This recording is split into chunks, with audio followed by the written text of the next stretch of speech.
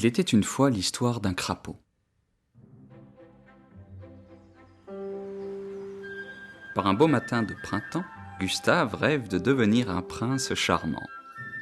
Mais comment briser l'image délétère dans laquelle il est enfermé ? Peu importe. Croyant au conte de fées, Gustave est décidé à sortir de sa condition de batracien. Il trotte à travers cailloux et mottes sur le chemin de sa destinée. Au passage, il en profite pour prendre des forces en se délectant de ragoûtantes limaces et autres friandises. Un vrai bonheur, du baume au cœur. Gustave continue sa quête d'un moyen de métamorphose. Méditant sur son sort, il repense aux histoires que lui contait sa grand-mère. L'amour, paraît-il, est libérateur. Là est certainement la clé de son salut.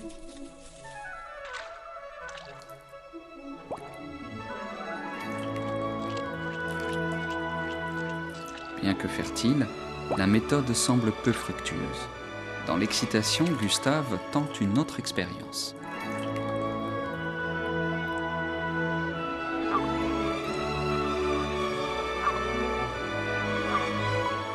Malheureusement, cette agréable fornication n'assouvit pas ses désirs d'humanité.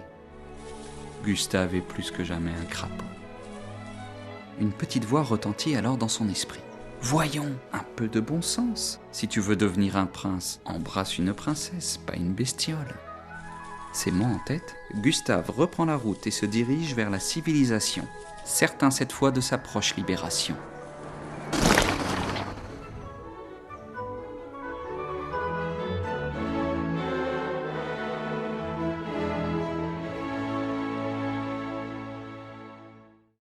Quelques spectateurs refusent la fin de ce film.